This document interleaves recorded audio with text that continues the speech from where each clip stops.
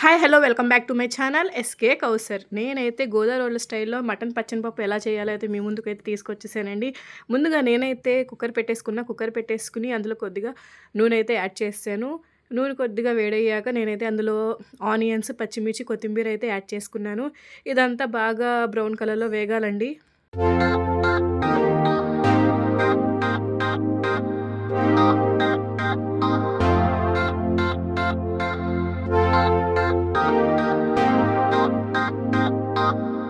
Oil fry అయిన తర్వాత నేనైతే ముందుగా కడిగి పెట్టుకేసుకున్న మటన్ అయితే దీంట్లో వేసేసుకున్నానండి. మటన్‌లో ఉన్న వాటర్ అంతా ఇంకిపోవాలనమాట. అప్పటి వరకు మనం కుక్కర్ మూత పెట్టకూడదు. ఇదంతా బాగా మటన్‌లో ఉన్న వాటర్ అంతా అబ్జర్బ్ అయిపోవాలనమాట.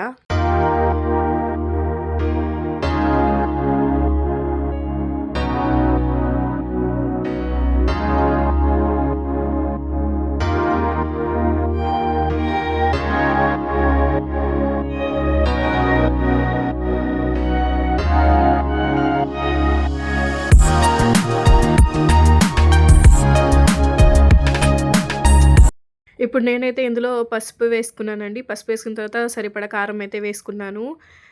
నాన్ వెజ్‌లో కారం ఎక్కువ ఉంటేనే కొద్దిగా బావుంటది కర్రీస్ అనేవి. తర్వాత నేనైతే సాల్ట్ యాడ్ చేసుకున్నాను ఇక్కడ. ఇదంతా బాగా ఒకసారి కలపాలనమాట. చూడండి ఇప్పుడైతే నేను ఇదంతా ఒకసారి మిక్స్ చేసుకుంటాను. మిక్స్ చేసుకున్న తర్వాత ఇందులో అయితే నేను రుబ్బిన మసాలా అయితే వేసుకుంటాననమాట. రుబ్బిన మసాలాలో నేనైతే అల్లం వెల్లుల్లి మసాలా, ధనియాలు, లవంగం, పట్ట, గసగసాలు, పచ్చి కొబ్బరి ఇదంతా యాడ్ చేసుకొని నేనైతే మసాలా పేస్ట్ చేసుకొని పెట్టుకున్నానండి. అదైతే నేను ఇందులో యాడ్ చేస్తున్నాను. ఇది వేసుకుంటేనే మనకి కర్రీ అనేది చాలా టేస్ట్‌గా ఉంటది.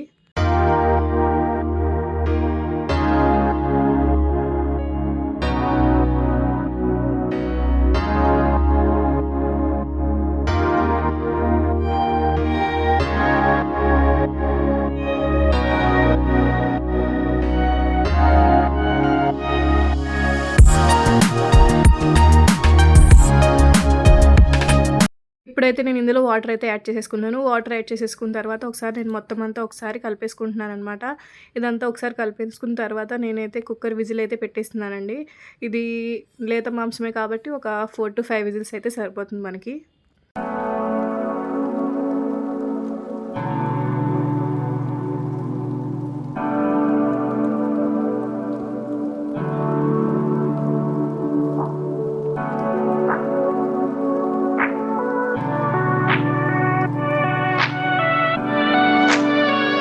నేనైతే ముందుగా కుక్కర్‌లో ఆల్రెడీ పచ్చనిపప్పు విజిల్ అయితే పెట్టేసి ఉడకబెట్టేసుకున్నానండి. అదైతే నేను ఇందులో కర్రీ అయిపోయిన తర్వాత ఇందులో అయితే యాడ్ చేసేసి ఒకసారి వాటర్ అంతా ఇంకిపోయే వరకు కొద్దిసేపు పెట్టుకుంటే పొయ్యి మీద సరిపోతుందండి. కర్రీ అనేది మనకి రెడీ అయిపోతుంది ఫైనల్‌గా.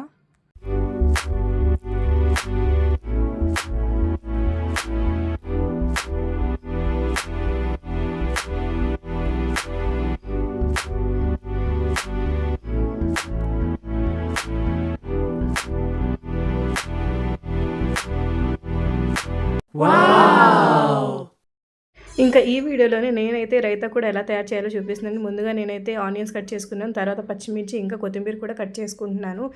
కట్ చేసుకున్న తర్వాత నేనైతే ఒకసారి మొత్తం అంతా బాగా కలుపుకున్నాను. కలుపుకున్న తర్వాత దీంట్లో అయితే నేను కొద్దిగా సాల్ట్ యాడ్ చేసుకుంటున్నానండి. సాల్ట్ తర్వాత నేనైతే ఇందులో పెరుగు కూడా యాడ్ చేసుకుంటున్నాను.